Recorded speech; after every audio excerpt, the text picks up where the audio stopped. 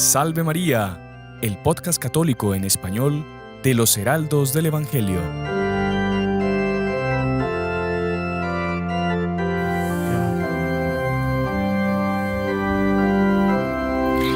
Muy estimados amigos, Salve María, sean bienvenidos a un nuevo programa, un nuevo episodio de nuestro podcast Salve María con los Heraldos del Evangelio.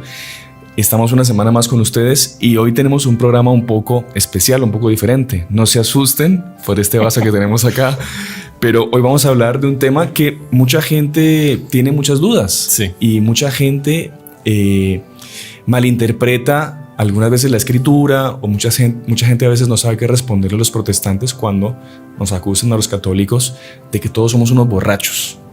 Y bueno, para hablar de este tema, que es muy interesante, vamos a hablar con el hermano Aldo Cesario. Salve María, hermano Aldo, ¿cómo está? Salve María, don Sebastián. Mucho bien, gracias a Dios. Muy bien, estoy muy bien, gracias a Dios.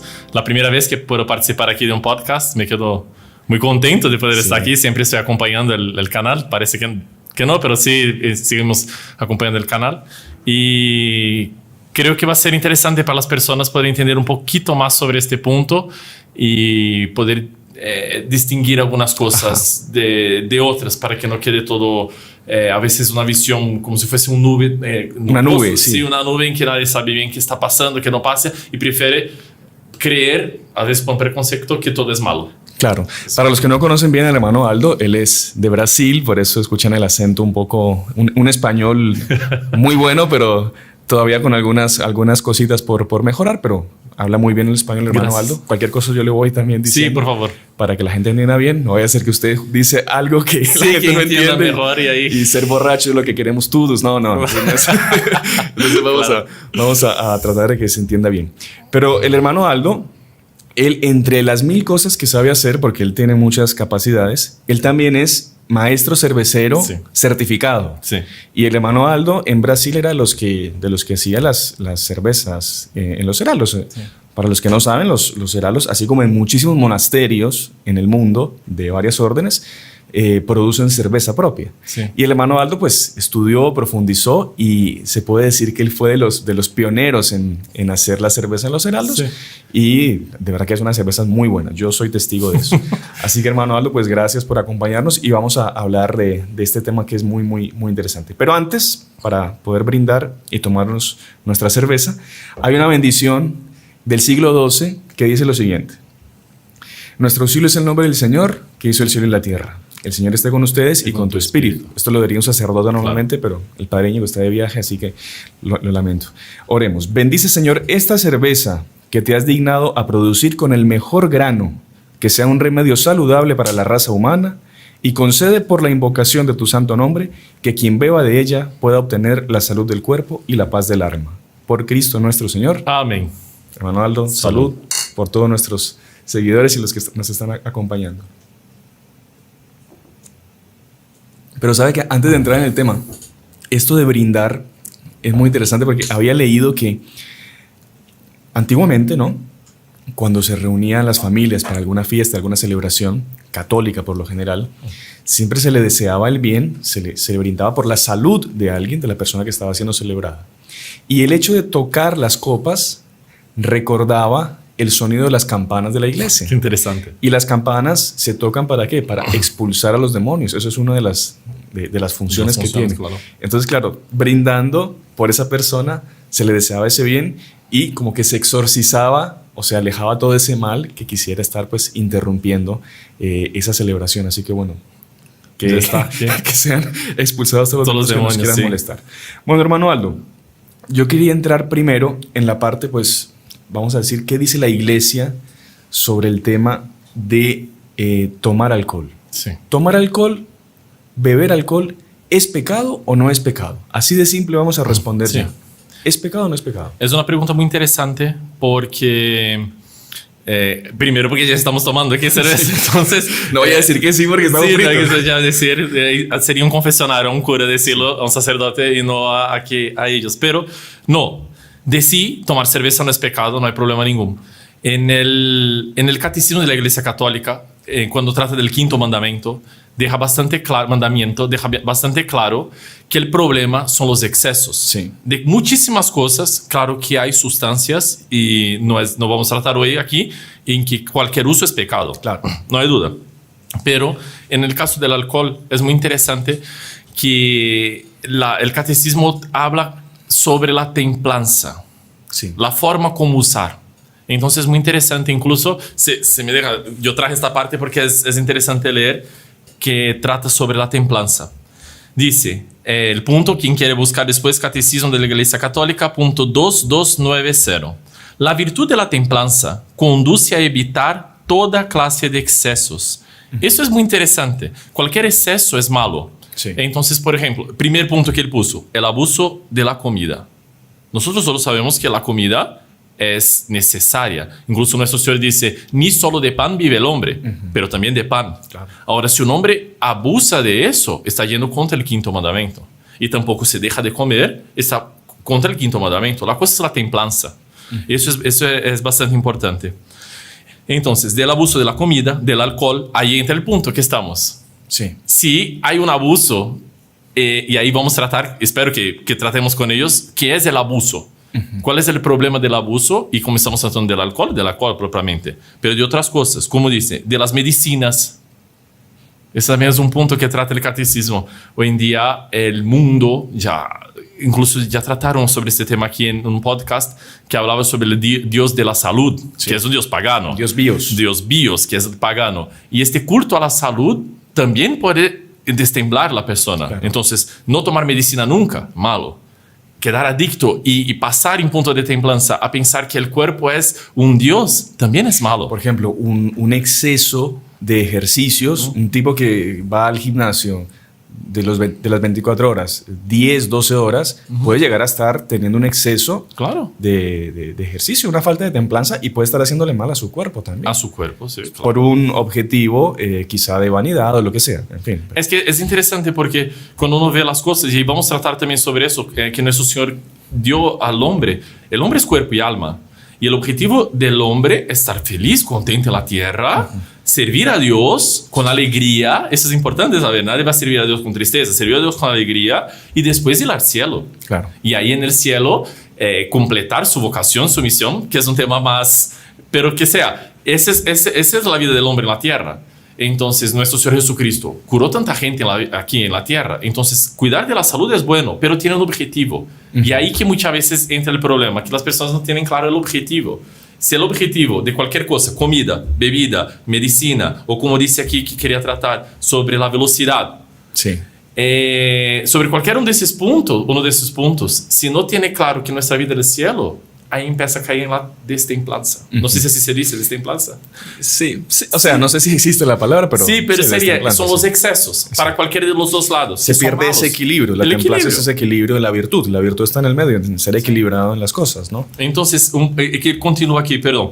¿Quiénes en estado de embriaguez? Entonces, entre este punto, claro. O, vamos a entrar al otro punto, por afición inmoderada de velocidad, ponen en peligro la seguridad de los demás y la suya propia en las carreteras, o en el mar, o en el aire, que sea, se hacen gravemente culpables.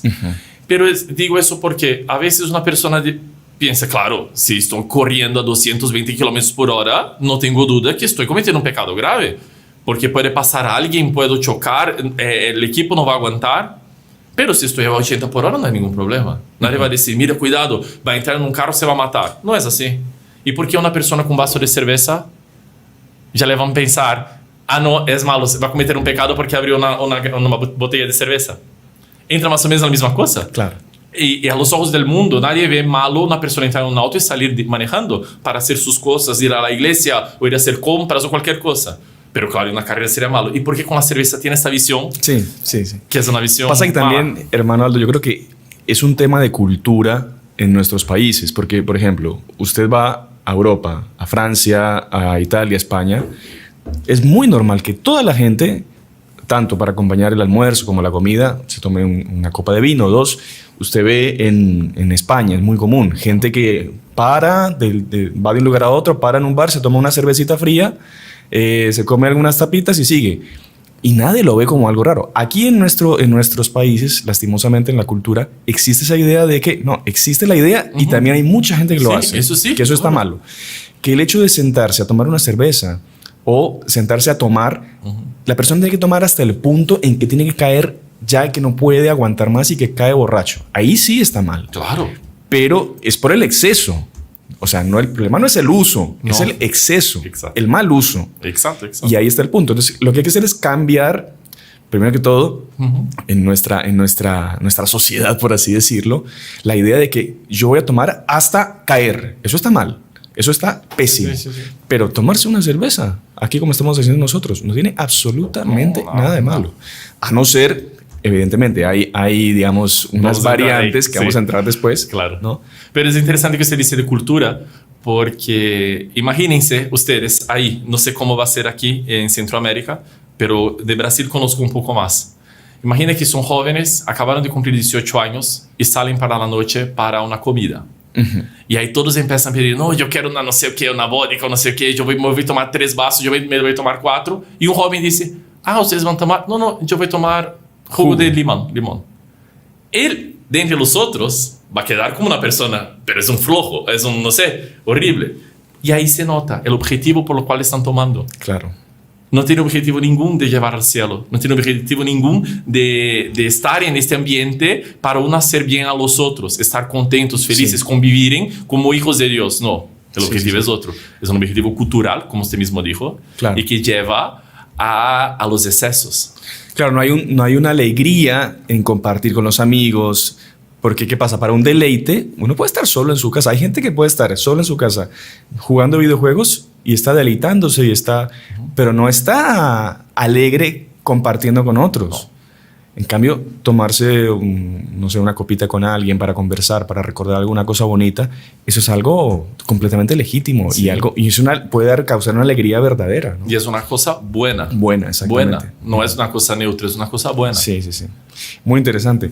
Bueno, hermano Aldo, y, por ejemplo, lo que hablábamos, en las Sagradas Escrituras, en ningún lugar se condena el uso o el hecho de tomar bebidas alcohólicas. No. Ya decíamos que se condena la borrachera. Sí. Ahora, ¿dónde aparece en las Sagradas Escrituras por primera vez, por ejemplo, el alcohol? ¿O en qué parte, así que usted recuerde? Yo me acuerdo varias escenas, pero hay una que es muy típica, que es la de Noé. Sí, de Noé, ¿no? Es la típica, prototípica, por así decir. Sí, que, o sea, ellos pasa el diluvio, ¿no? Salen del arca y Noé se vuelve un agricultor y ahí es que empieza a cultivar las uvas, ¿no? Exacto. ¿Y ahí qué pasó? Entonces, ahí lo que dice las Sagradas Escrituras es bastante corta en dar los detalles. Eso no queda muy claro y ahí empieza un montón de estudiosos y hacen bien de entender que esta palabra tiene tal matiz o no sé qué. Pero en resumen, él descubrió el vino sin querer. Sí. Las uvas, se le fermentó naturalmente, que es un sistema que hasta hoy se usa. Y no soy especialista en uvas, pero se utiliza en vino, pero se utiliza en muchas vinícolas, que es la fermentación natural. Simplemente aplazar las uvas y con la levadura que está en la cáscara de la propia uva, en esta va a fermentar. Y él no sabía. Y se tomó y percibió, mi jugo estaba rico, pero está muchísimo mejor. ¿Qué pasó? Y se empezó a tomar y no sabía. Pobre, no sabía que le iba a pasar. No tenía ese conocimiento. Y ya entrando en la parte del pecado, catecismo, que yo creo que muchos ya hablaron sobre eso, en rosarios, todos saben que para cometer un pecado, cualquiera, sea grave o no, necesita haber materia. Entonces hay que ser malo. Emborracharse es malo, entonces hubo materia. Él debería querer y saber. Sí. Y él ni quiso y ni sabía. Entonces no es pecado. Lo que se le llama pleno conocimiento y pleno consentimiento. Pero mismo que fuese eso para un pecado grave, pero para un pecado cualquiera, infidelidad, necesita tener materia, cualquier grado de conocimiento y cualquier grado de consentimiento. Y por así decir, la multiplicación de eso va a dar la gravedad de la cosa.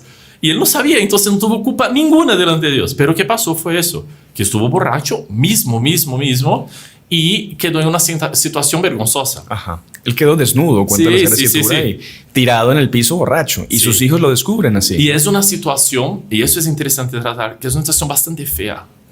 y se entiende un poco, no quiero proteger el otro lado, porque estamos aquí tomando una cerveza, pero entiendo a alguien que haya pasado por esa situación, que haya una persona querida que haya pasado por esa situación y tenga una aversión tan grande al alcohol.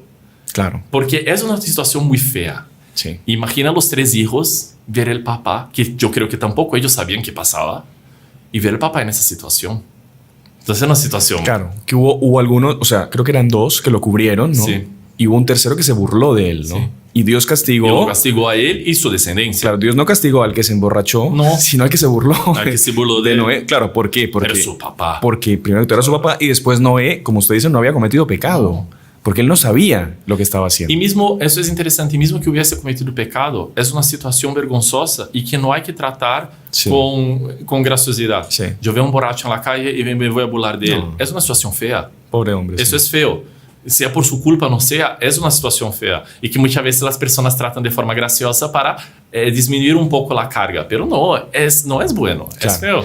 Ahora, si Noé, digamos, después de lo que le pasó, después de se levantó al día siguiente, en dolor de cabeza, me imagino, si él hubiese nuevamente ido a tomar y hubiese caído hasta que le pasara lo que le pasó el día anterior, ahí sí hubiera cometido pecado. Ya tenía la materia, ¿se acuerda? Sí. Entonces ahí tenemos conocimiento. Él tiene un conocimiento pleno, porque él se despertó con la cabeza probablemente doliendo un montón, se dio cuenta, le contaron los hijos que él hizo, sus ropas tiradas, que no sé qué.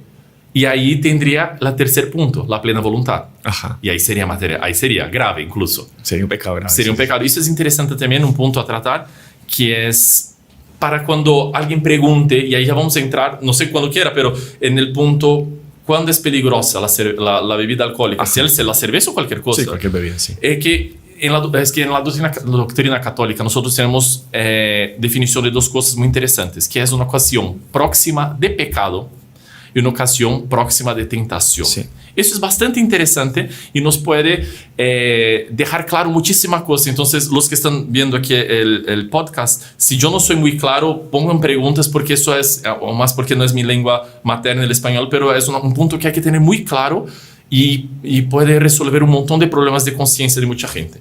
Que es una ocasión próxima de pecado. Una ocasión en que muy fácilmente se puede caer en pecado. Y esa ocasión puede venir de, por ejemplo, que la persona ya se cayó muchísimas veces. Claro. Entonces, vamos directamente al alcohol, pero después damos otros ejemplos. Una persona que cuando empieza a tomar, ya no para. O normalmente no para. Muchas veces sí. No, yo a veces me tomo dos botellas de cerveza y se me acabó. Yo estoy bien y paso el día. Pero normalmente, si tengo algo más, si tengo ahí cualquier otra cosa de alcohol, y ahí me emborracho. Entonces la persona sabe que esta ocasión es una ocasión próxima de pecado. Claro. Entonces ella tiene que alejarse de eso como si fuese el propio pecado. Pero eso puede ser con bebida alcohólica, puede ser con internet, puede ser con malas compañías, puede ser con ambiente. Imagina un ambiente, por ejemplo, donde tengo amigos y siempre que me reúno con ellos empiezo a hablar palabras malas. Ellos hablan, yo me confesé, dice el padre, yo dije cosas horribles y palabras malas que son feas, que ofenden a Dios. Perfecto. Pero yo sé que vuelvo ahí y no tengo fuerzas. No solo no debería estar oyendo estas palabras, y yo sé que ellos van a decir, pero cuando me entro en medio voy a empezar a hablar. Es una ocasión próxima de pecado. No puede estar ahí. Claro, claro. Ahora, en esta misma rueda, con las mismísimas personas, entra un sacerdote para conversar. Entonces, para uno, esta rueda de personas es una ocasión próxima de pecado. Va a llegar un sacerdote para hablar, que es amigo de ellos todos incluso. Pero ellos tienen respeto al sacerdote y no dicen malas palabras. Y tampoco ese sacerdote que está ahí, hermano, va a decir, ni entra. Entonces, la misma rueda, los mismos amigos, para uno puede ser ocasión de pecado y que debe ser evitado. Para otro no, puede ser ocasión de ser apostolado. Claro que sí. Entonces uno puede estar ahí, voy a ser apostolado con ellos. Uno puede y el otro no. Eso es la mismísima cosa que podemos decir en relación al alcohol, en relación a la comida, en relación a otras cosas, a un montón de otras cosas. Claro. Y hay, solo para dejar claro, porque como estamos tratando de ocasión próxima y ocasión de pecado y de tentación. Y de tentación que vamos a decir después, hay ocasiones que son próximas de pecado para cualquiera. Una persona que se va, por ejemplo, a una fiesta. ¿Fiesta es malo? No. No. Decir no. Nuestro Señor hizo su primer milagro y vamos a hablar sobre eso, En una transformando fiesta. agua en vino, en alcohol, en una fiesta. Entonces, era alcohol con fiesta junto. Decir eso a un protestante. No, yo sé que muchos protestantes entienden, pero muchos no. Decir que fue una fiesta donde había alcohol, van a excomulgar nuestro Señor Jesucristo. Que no solo estuvo en la fiesta, como promovió y llevó el alcohol. Pero si yo veo una fiesta hoy en día, que es una fiesta donde las personas se visten mal, donde las músicas son inmorales, donde el ambiente es inmoral, el ambiente, como les dije, no tiende a las personas uno a otros, jalárense para abajo, para el pecado, para que es feo para la práctica de la virtud y es bonito cometer pecado. Este ambiente es ambiente próximo de pecado para cualquiera. Sí. Es muy probable que una persona hoy en día vaya a una discoteca, a una fiesta, Claro. y vuelva en pecado. Entonces una persona, un sacerdote que dice, no voy allá para convertirlos. No, Vaya sea luz. Sea luz en la fiesta. Vaya, lleve usted la luz. la luz no. Máximo, si había algo de luz en su alma, Sí. se va a apagar allá A no ser que- junto con los otros. A no ser que trabaje en Del Sur o en alguna No. empresa eléctrica, vaya con la luz. Pero usted ir a llevar luz, a hacer apostolado a una discoteca, lastimosamente eso ya no. Sí, o una casa de perdición, o un lugar de pecado. No tiene sentido. ¿Por qué no van a llevar a nuestro Señor Jesucristo allá? Porque allá no. Y no solo que las personas no están propensas, no sé si Sí, se dice, propensas. propensas a oír el sacerdote, a oír o sea, sacerdote, misionero, cualquier persona. Digo sacerdote porque me pasa en la cabeza, pero puede ser una persona cualquiera que quiera hacer bien. No solo eso, como para el alma de la persona que va es peligroso. Y como dice San Ignacio, decía tanto que le vale ganar el mundo entero si con eso viene a perder su alma. No tiene sentido. Claro. Muy interesante eso de ocasión próxima de pecado. Recuerden. Y de tentación. Y de tentación. ¿Qué es la ocasión de tentación? Gracias por acordar. Sí, para cerrar la primera Sí, parte. para ya se cerrar, nos- por lo menos, ¿qué es una ocasión próxima de tentación? La ocasión próxima de tentación es cualquier ocasión. Entonces, por ejemplo, un sacerdote en esta misma rueda, igualito, digamos que haya alguien que hable una mala palabra. El sacerdote puede estar tentado a oír eso con gusto, que el pecado ya está ahí. Oír con gusto una mala palabra es con graciosidad, no sé qué, complacencia y hablar también. Pero es una tentación que puede pasar con cualquiera. Y como él nunca cayó en este pecado y no es un ambiente en que va a llevar a pecado, es una ocasión próxima de tentación. Y eso nosotros no necesitamos evitar. Claro. Es distinto.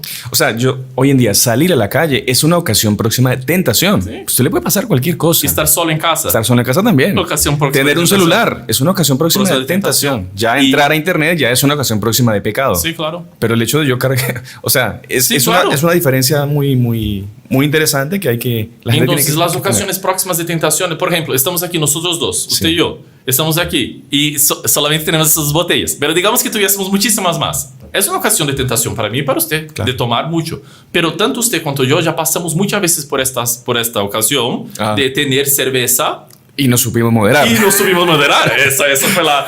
Claro, y nos subimos a moderar y subimos una más. Mire, ¿alguien quiere dividir? Nadie, no quiero, entonces guárdesela. Sí, Normal. Es una cosa que pasa a menudo con nosotros. Entonces ya estamos... Pero puede venir tentación, puede. Claro. Puede ser que haya venido tentación a mí o a usted varias veces, puede. Pero ya sabemos, ya estamos acostumbrados entre nosotros que eso no pasa. Entonces no hay problema. Está Ahora, claro. si fuese la mismísima cosa con alguien que ya hubiese caído muchas veces, Exacto, es como, no sé, perdón, llega alguien a ir a una reunión de Alcohólicos Anónimos y, bueno, alguien quiere tomarse algo. O sea, Sí. eso ya es un brindis directamente... por la reunión. Exactamente. No. Celebrar la entrada de un nuevo miembro. O sea, Sí. no... No, O sea, eso sería malo. Sería malo, claro. Claro. Lo hacemos un poco jocoso, pero es algo Sí. para que usted vea lo absurdo, digamos, Sí. el extremo, ¿no? Entonces, claro, está muy interesante ese punto que usted acaba de explicar, esa diferencia. Y es interesante, perdón, y no sé cuánto tiempo tiene. No, ya, se nos fue la primera parte. Wow. Pero no sé si es algo corto y No, nos podemos eso, meter. que es, en otras cosas es bueno tener eso en cuenta, no solo del alcohol. Sí. En otros puntos, como estaba aquí, velocidad, comida, medicinas, internet, malas amistades, malas conversaciones, conversar con alguien que es un calumnioso, Sí. una persona que le gusta difamar a los otros. Esto puede ser una ocasión próxima de tentación, si yo normalmente no caigo, pero si caigo muchas veces, Ya es de pecado. de claro. pecado, tengo que alejarme. Muy interesante.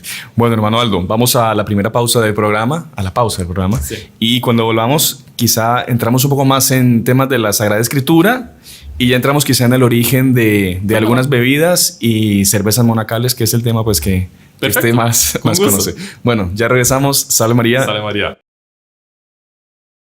Continuamos con la segunda parte de nuestro programa Salve María con los hermanos del Evangelio y hoy estamos hablando de si es pecado o no beber alcohol. Pues como verán, estamos aquí tomándonos una cerveza, ya explicamos que no es pecado en sí beber alcohol, ¿no? Pero puede ser que en algunos casos sí sea pecado, dependiendo de la persona. Entonces, hermano Aldo, ¿cuándo es pecado beber alcohol? ¿O para quién es pecado beber alcohol? Perfecto. Entonces, ¿cuál es el problema del alcohol en materia de pecado? El problema del alcohol es que nos quita la conciencia. Entonces, eso, incluso jurídicamente hablando, si vamos a varios tribunales del mundo, todos ellos contemplan este punto. Sí. Una persona que, por ejemplo, no tiene coraje de cometer un crimen y se va a tomar un trago de algo para tener coraje. Entonces, es una cosa mala. En ese sentido es malo. No que la bebida de sí sea malo, pero siempre que me quita la conciencia de que tengo yo cuando estoy tomando y sé que voy a perder la conciencia, por eso que muchas otras drogas tienen eso de malo directamente, porque siempre le quita la conciencia. Soy responsable por los actos que puedo practicar en la inconsciencia, en la inconsciencia que fue inducida por mí mismo. Entonces, en este caso, si llega al punto de que yo pierdo el control sobre mí mismo, ahí está el pecado. Sí, exacto. O sea, no poder yo controlar lo que yo digo, lo que yo hago, en fin, ya es pecado y yo soy culpable, primero que todo a los ojos de Dios, que es lo más importante, y después también a los ojos de la ley, de todo lo que yo haga estando bajo los efectos del alcohol, ¿no? Exacto. Y ahí hay un problema un poco más profundo. Por ejemplo, que ahí mezcla con otras cosas y que ahí es que vienen muchos de los problemas de hoy en día. Es que una persona, digamos que ya tiene una cierta tendencia a violencia. Ya voy a tratar de este punto. Sí. Ella ya es un poco violenta. Y si ella toma un poco de alcohol, ya pierde el suficiente de su autocontrol para practicar actos violentos.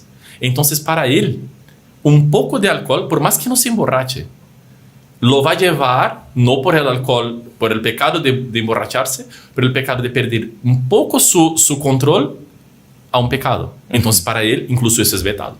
Claro. No debería. Claro que sí. Y la mismísima cosa una persona que ya tiene tendencia, y no la violencia, pero a estar borracho, sí. que si empieza ya no puede parar.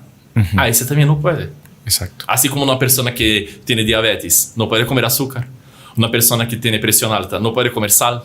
Una persona que tenga alergia, por ejemplo, a camarones. ¿Camarón es malo? No, pero si él se come va a ser mal. Igualito. El gluten, por ejemplo. El gluten, los que tengan lactosa, hoy en día cuántas alergias que hay, pero sería igual. Entonces la persona, pero el caso del alcohol, por eso que a veces es tan mal visto, es que lleva a personas a otros problemas que no es solo herirse a sí mismo. Sí. Una persona que comete un pecado solitario con el celular, con una cosa así, como no está solo él, a los ojos del mundo no es tan feo, a los ojos de Dios es horrible. Horrible, claro. Y la misma cosa una persona que se emborrachase sola en su casa, a los ojos de Dios está mal, independiente de la cosa. Sí. Después otro tema que es interesante tocar es que la medida del alcohol para cada persona es completamente distinta, es lo que usted está comentando. Por ejemplo, si yo, o sea, Soraldo mide casi 2 metros y va con otro hermano que mide 1,60.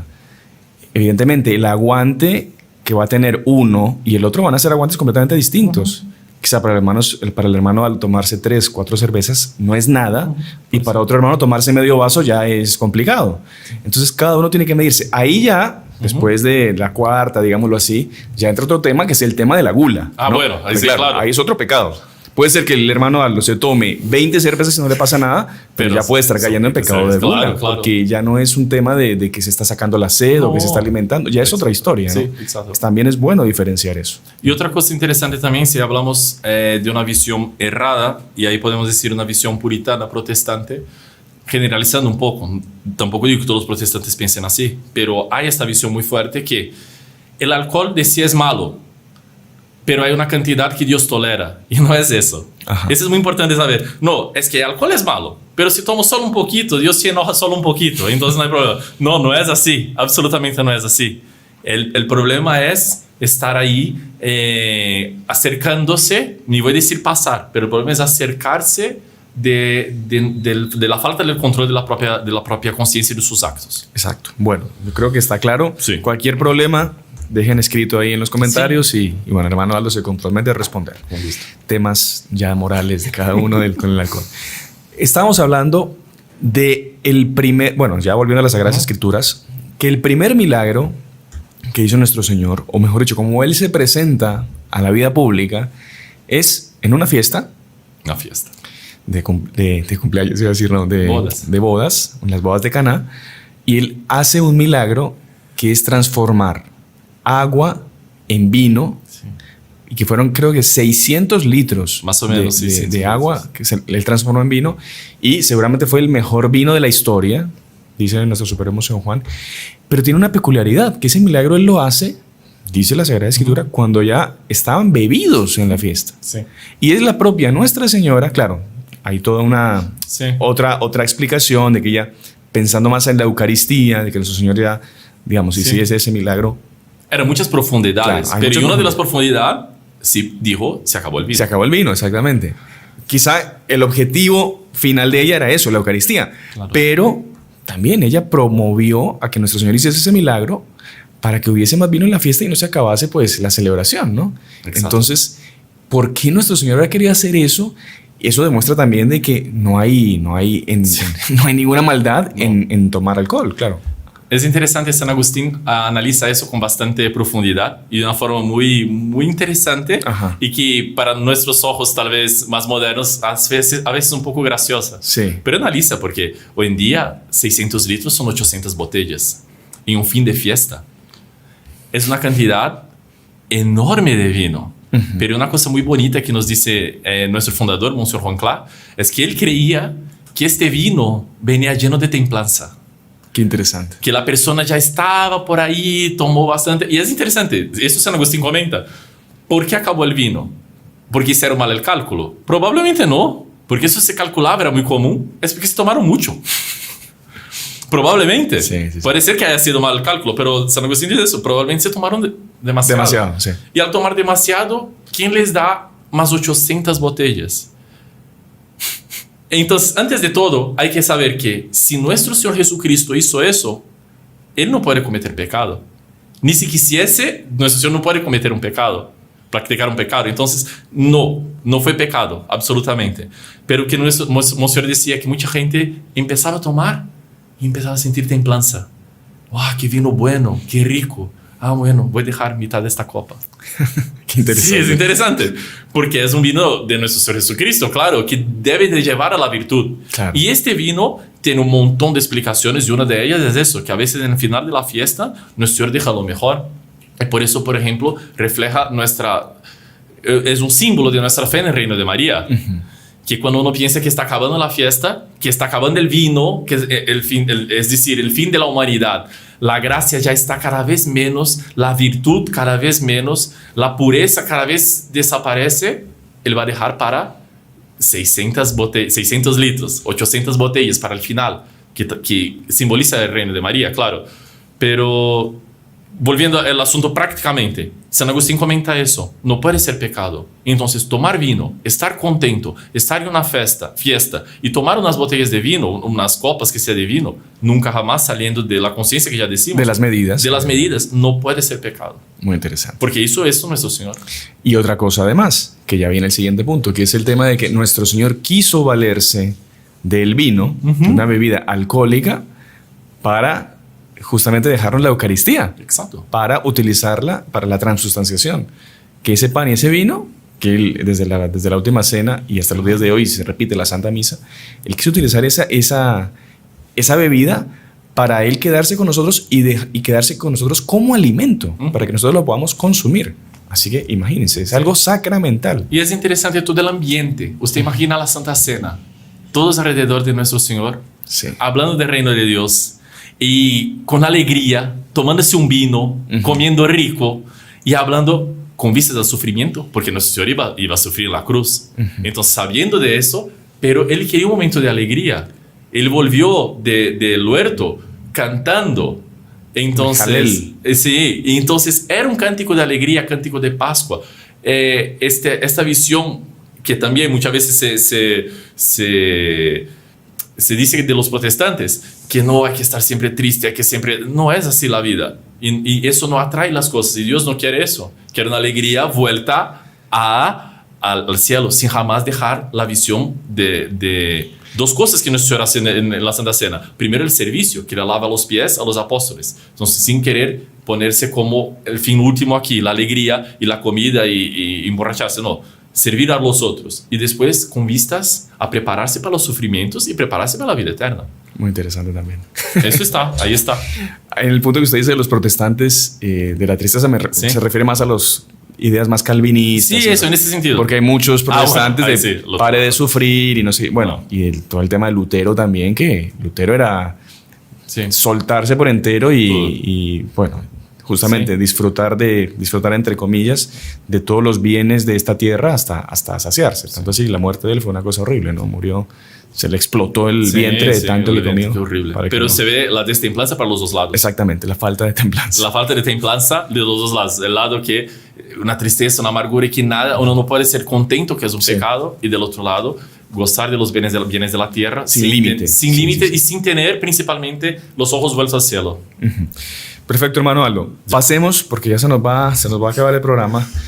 Quizá un tema que usted ya conoce muy bien y que usted pues ha hecho muchas cervezas ya a lo largo de su vida como religioso. ¿Cómo fue que surgió esta idea de los monasterios católicos empezar a producir una bebida como esta, como la cerveza? No sé, así rapidito como para... Sí. Muchos atribuyen a origen de la cerveza los egipcios. Sí. Y ciertamente los egipcios hacían algo con cereales fermentado. Probablemente no era ni maltado, puede que sí o no, pero no tenía lúpulo y era una cosa muy antigua. La cosa es que después en la Edad Media, mismo los antiguos tenían mucho eso, que todos nosotros comemos las bebidas, las hierbas, todo eso puede servir de medicina para nosotros. Sí. Y en los monasterios siempre fue vista estas cosas como comida y medicina. Pero como ellos tenían la vida vuelta al sobrenatural, todo eso se empieza a requintar.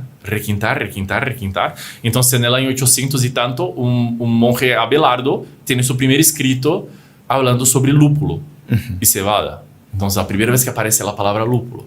Ahora, la primera escritura que dice... Solo yo estoy pensando, creo que la palabra requintar no se entiende.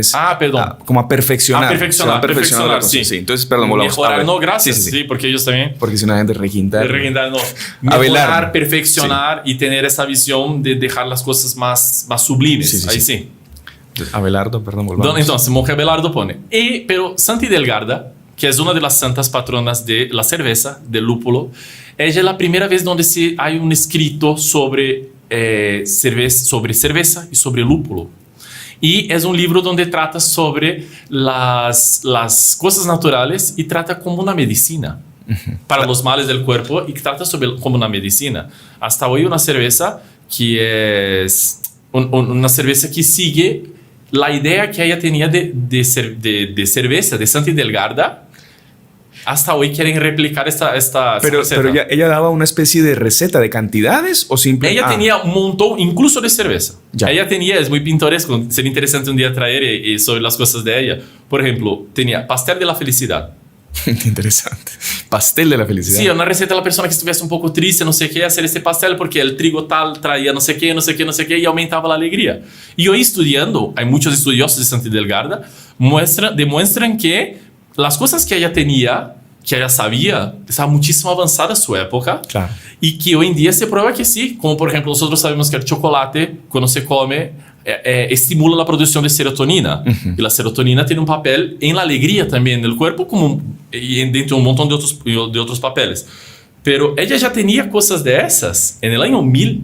Que es una participación del don de la sabiduría de Dios. Y no solo eso, ella decía, entonces, por eso se atribuye que quien puso el lúpulo en la cerveza y así fundó la cerveza fue el propio nuestro Señor Jesucristo, porque ella tenía revelaciones. Qué interesante. Y todo eso, ella, imagina, una monja que vivió toda su vida en el monasterio desde los 10 años de edad, de la nada empieza, ¿alguien me puede escribir? Sí. Y empieza a editar y a hablar, y las personas escribiendo libros mientras estaba enferma muchas veces, acamada, y cosas que no tenía como ella saber. Claro. Y le preguntaban, no, nuestro Señor me los dijo. Qué impresionante. Entonces, por eso se atribuye que el lúpulo en la cerveza, el propio nuestro Señor le puso. Qué interesante. Y hoy en día, la cerveza, la definición de cerveza es un fermentado de mosto, de malta, de cebada, con agrego de lúpulo. Y eso los egipcios no hacían, fueron los monjes que lo hicieron. Entonces debemos a ellos, a nosotros, que somos religiosos, y a nuestra historia, la historia católica, la fabricación de la cerveza. Qué interesante. Bueno, la cerveza y de muchos otros licores. O sea, solo por mencionar el whisky también, se le atribuye a San Patricio, que cuando llegó a Irlanda, él llevó el artefacto, no me acuerdo ahorita. Alambique. El alambique, para destilar, ¿no? Entonces, a él se le atribuye eso, y que él enseñó a los monjes en Irlanda, y después ellos comenzaron a destilar, a fabricar el whisky, hasta Enrique VIII, que cierra los monasterios en Inglaterra después, y ellos se mudan a Escocia, y bueno, y las destilerías quedan en manos de particulares, pero el origen del whisky también es de los religiosos, bueno, y de otros muchos licores que eran usados como medicinas, ¿no? El Chartres, por ejemplo, el famoso licor de los cartujos, que era un licor que tiene más de 130 hierbas, un licor fuertísimo, que se produce en la Cartuja y en medio de los Alpes, en Francia, que surgió como una medicina, como usted decía. Con el estudio de ellos, capaz por revelaciones también, ellos mezclaban esas hierbas, y a los monjes cuando sufrían de gripes, porque claro, estar en medio de los Alpes en el invierno no es tan fácil, cuando un hermano, un monje, estaba en la cama, llegaba otro con una cucharadita de Chartres, le daba un poco al monje enfermo y se iba mejorando poco a poco, porque tenían muchas propiedades que le ayudaban a la salud. Y esa receta hasta hoy en día ellos la fabrican y la tienen en secreto. Y interesante también, cuando fue la Revolución Francesa, que se cerraron las órdenes religiosas, a ellos no los cerraron porque ellos no quisieron pasar la receta del Chartres. A ellos los dejaron quedar porque era tan rico y tan apreciado el Chartres que no podían perder la receta y la fabricación, y por eso les permitieron quedarse en Francia durante la Revolución. Interesante. Muy interesante. Sí, muy interesante. Pero bueno, incluso para ver que los malos veían el sublime y las propiedades de una cosa de esa. Exacto. Qué interesante. Y bueno, y hasta hoy en día, hermano Aldo, se sabe que las mejores cervezas del mundo son producidas todavía por monjes, ¿no? Sí. No sé si usted tiene alguna así, o alguna historia interesante, o algún milagro interesante, o algún origen de alguna cerveza interesante también. Del monasterio es una parte más histórica, pero es interesante. Hubo un hombre, un americano, que estuvo ahí en 1990, creo, dando vuelta al mundo y quiso hacer un catálogo, entender bien. Hoy en día es tan fácil entrar en internet y buscar las 20 mejores, no sé qué. Pero mismo en 1990, no creo que haya sido antes, el libro creo que fue publicado en 90. No había. Entonces él viajó por todo el mundo y empezó a visitar los monasterios. Y una cerveza que él se tomó colosal era de un monasterio llamado... la cerveza se llama Westvletering, que es en Bélgica. Tengo casi certeza que es Bélgica, si alguien puede estar equivocado. Y se tomó la cerveza, y la cerveza costaba no sé cuánto en 90, pero hasta hoy cuesta 3 euros una botella, no es nada. Y él se tomó y vio que era una cerveza espectacular y empezó a poner en los libros y quedó famosa, porque era un monasterio cualquiera, estaba ahí y vendía su cerveza. Entonces un montón de gente empezó a venir, no sé qué, y fueron preguntar al superior. Mira, su cerveza es espectacular, no quiere empezar a hacer... Y hay una cosa muy bonita que dijo el monje, 2 cosas. Primero, no voy a cambiar el valor va a seguir lo mismo. Y nosotros somos monjes y hacemos cerveza para sobrevivir. Sí. Y no somos cerveceros que nos hicimos monjes para sobrevivir. Qué interesante. Para sernos ricos. La cantidad de cerveza sigue siendo X. Desde siempre. Con el mismo sistema. No aumentaron No, porque lo que entraba de dinero era suficiente. Para vivir. Para vivir. Ya tenían su monasterio. No están como nosotros que tenemos que hacer nuestra iglesia. No, pero ya tenían lo suficiente para vivir y así quedó. Qué interesante. Entonces, hasta hoy, las personas que compran ahí venden en todo el mundo por un precio altísimo. Pero la persona que está ahí tiene que dejar un documento, porque no se puede llevar más de 6 o 8 botellas. Justamente por eso. O sea, los revendedores se pelean para comprar esas 6 botellitas y después poderlas revender en todo el mundo. Qué interesante. ¿Cómo se llama la cerveza? La marca es Westvletering. Westvletering. Y la cerveza no tiene un nombre ni nada. Ni siquiera tiene una etiqueta. En la tapita está escrito 8, 10 o 12 en números romanos. Y eso. Tiene la 8, tiene la 10 y la 12. Es el tipo de cerveza. Son los tipos. Ah, qué interesante. Las tres cervezas son, después este mismo hombre las catalogó y lo puso un nombre de quadruple. Quadruple. Sí, entonces nosotros tenemos la single, double, triple y quadruple. Y el hombre que puso ese nombre, esos nombres fue el propio este americano que dio la vuelta al mundo ahí. Creo que es americano. ¿Y por qué? Porque él empezó a ir a los monasterios y preguntaba, ¿cómo está la receta? Y no tenía nombres. Y en los barriles simplemente había una crucita, o 2, o 3, o 4. Y ahí él hizo más o menos una función y dijo, estas de aquí que tienen 2 crucitas, vamos a poner el nombre de double. Porque probablemente era así, un monje aprendió a hacer una cerveza y viajaba para otro lugar, y enseñaba otro, y enseñaba otro, y enseñaba otro. ¿Y cuál nombre? Cerveza.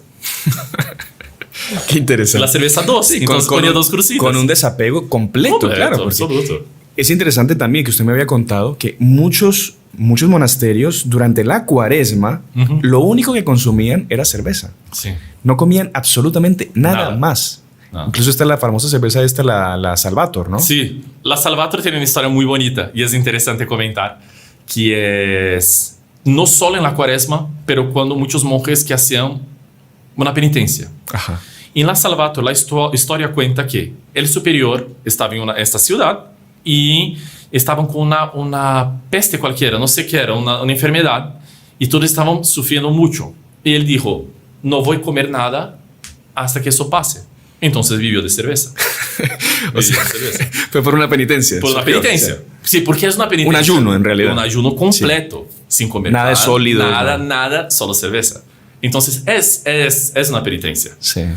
¿Y qué pasa? Que el monje cervecero empezó a conversar con otro y dijo, él no va a aguantar, porque no sé cuánto tiempo va a tardar eso.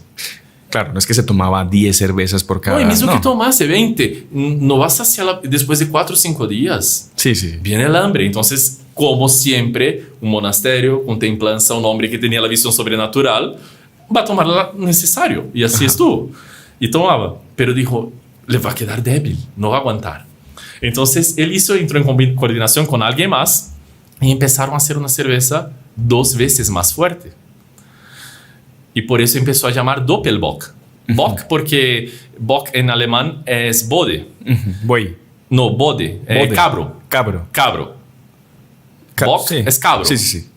Y por causa de las fechas, no sé si el cabro es el mes marzo, creo, una cosa así. La cerveza se hacía en octubre y se fermentaba todo el invierno porque era una fermentación baja, temperatura baja, y se servía en marzo. Y por eso se llamaba Bock. Y esa es una Doppelbock. Entonces utilizaban el doble de malta, doble de lúpulo, doble de todo para poder hacer la cerveza. Entonces quedaba más concentrada. El alcohol un poquito más alto, pero muchísimo más concentrada.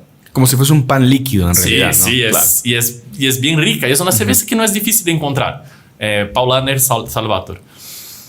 ¿Y por qué se llama Salvator? Porque el hombre, el superior, quedó vivo por la cerveza que hizo el monje. Y por haber quedado vivo tanto tiempo, su penitencia libró la peste. Entonces la cerveza quedó llamada de Salvator, la que salvó el pueblo por la penitencia de su superior. Qué interesante. Es una historia muy interesante. Muy bonita, muy bonita. Hermano Aldo, mire, yo le quiero dar una mala noticia. No. Que se nos acabó el tiempo. ¿En verdad? Sí. Yo tenía varias preguntas para hacerle acá, pero hay una que es interesante que la vamos a responder entre los dos. Y la otra se la dejo para cerrar el programa. Va. ¿Cómo hacemos con una persona que tengamos conocida en nuestra familia? Porque todo el mundo tiene a alguien que tiene la tendencia, lastimosamente, a tomar más de lo que debe. Pero ya vimos que tomar no es pecado para algunos, etc. Entonces yo podría tomarme una cerveza. ¿Qué hacer con una persona así en mi familia, un conocido, un amigo? ¿Qué hago con ellos? Cuando ellos vienen a mi casa, cuando yo estoy con ellos, ¿qué puedo hacer para ayudarlos? Y mismo, digamos, para completar la pregunta, y ese soy yo. Y si soy yo ese soy yo, exactamente. Claro, y ya hice la pregunta. Ajá. Entonces, una cosa muy bonita, nuestro Señor dijo, vigilar y orar para no caer en tentación. Entonces vamos a seguir eso, paso a paso. Primero, vigilancia. Si la persona no puede estar seca de alcohol, entonces no vamos a dejar nada de alcohol cerca. Ni un perfume. Ni nada. Ni un ambiente. Eso es interesante, porque a veces el ambiente que le trae esta sensación, estas ganas de tomar, ni este ambiente. Se va a cambiar el ambiente, se va a cambiar donde tenía, para que no tengas, no sienta esta ganas por estar ahí, por estar con alcohol, por estar con... A veces, y hay personas que son así graves, eso hay que ver con caridad. Que ni perfume se puede dejar. Sí, sí, sí. Existe. No, es real eso. Hay Sí, gente es que real. se toma el perfume. Sí. Porque no aguanta. Y es una dependencia química que quedó en el cerebro. Y es una cosa que a veces está más fuerte que la voluntad de la persona. Entonces, si nosotros tenemos que ayudarle, vamos a ayudarle primero con vigilancia. Sí. Estar lejos, no tratar del asunto, no hablar, no llevar en lugares donde pueda. Exactamente. Totalmente. Nunca ofrecerle nada de eso. Y si soy yo la persona, la mismísima cosa. No, voy a llevar unas cervecitas para casa porque a veces tengo sed por la noche. O, a veces llega un amigo y yo le ofrezco cuando viene. Nada. No. Nada. Aquí en casa, si yo tengo este problema, aquí en casa se toma agua y jugo de marañón y se acabó. Jugo de... Que sea. De zapote. Zapote fenomenal, pero no habrá, porque yo quiero alejarme. Si quiero alejarme, tengo que antes de todo tener vigilancia. Pero para tener fuerzas, y ahí entra la oración. Exactamente. La oración es fundamental para superar eso. Entonces, vigilancia y oración. Y caridad, paciencia también con los otros. Puede ser que caiga en algún momento, paciencia, seguirle ayudando, etc. Y la siguiente pregunta, hermano Aldo. Usted es maestro cervecero. Nosotros necesitamos hacer una iglesia, un monasterio. O sea, se junta la necesidad con la persona que puede saciar esa necesidad. Sí. Y hay mucha gente con templanza en este país que quiere tomarse una cervecita monacal, que yo creo que seríamos pioneros en el país. Sí. ¿Cuándo comienza la cerveza de los Heraldos en El Salvador? Buena pregunta esa. De verdad, el hermano, ya estamos corriendo con maquinarias, con todo eso para hacerlo.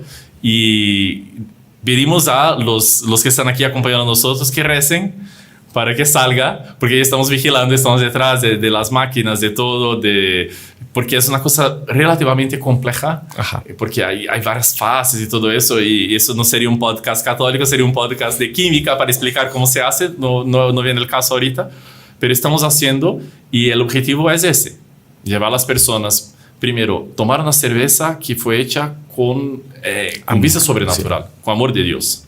Y esperar que eso ayude a las personas, entiendan que es la verdadera cerveza monacal que vamos a hacer aquí. Y después pedir oraciones para que todos, por lo cuanto antes salga.